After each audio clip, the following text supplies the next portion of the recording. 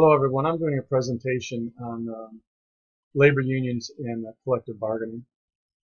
Labor management negotiation refers to negotiation between organizations and unions representing employees.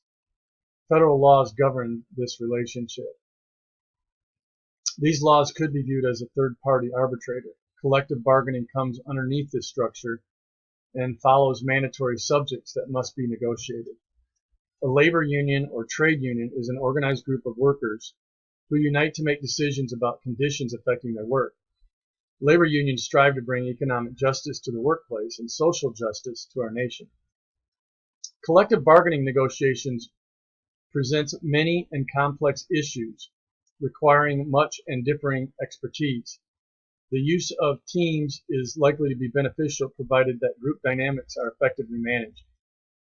A collective bargaining agreement is a written legal contract between an employer and organized labor. The collective bargaining agreement is the result of an extensive negotiation process between those two parties regarding wages, hours, and terms and conditions of employment.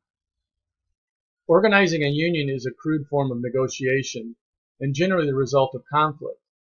An employee may feel as though they're being mistreated unfairly, and while complaining to another employee could be the beginning of negotiation between other employees to organize.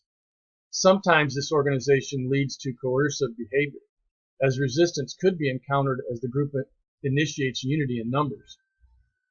A position of power usually forms as members inherently choose a leader. Employee rights become the platform for which a voice forms for the group to negotiate with the employer over subjects such as wages, health benefits, pensions, vacation, work conditions, etc. Negotiations in collective bargaining differ from traditional types of negotiations. Collective bargaining has a rule-making process as it formulates or revises the terms and conditions under which the workers' group and management may cooperate and work together over a certain period. It is not similar to negotiation, which implies a process of seeking agreement through an open-end exchange of views. An interesting dichotomy emerges in the form of disconfirmation bias, which we expend disproportionate energy trying to debunk or refute views and arguments that we find uncongenial. In other words, collective bargaining is highly competitive in nature. Parties do not seek win-win scenarios. On the contrary, it is a process through which the group of workers haggle the contract with the employer to ascertain favorable terms. Bargaining may result in a worst-case scenario, threatening to strike. Labor unions convey a pragmatic attitude, understanding solidarity is their greatest strength and ultimate bargaining tool. This is a tactic known as the intense squeeze, when the labor union believes it has done the best it can or believes management is not doing its best to come to an agreement. Once an agreement is finally reached, the language needs to be clarified and the contract ratified by the union members via vote to accept or reject the agreement. One area, though, that is often not discussed or covered in preparing for negotiations is the development of an implementation strategy. Once an agreement is reached and approved by both sides, a contract has been created that requires the adherence of all involved parties.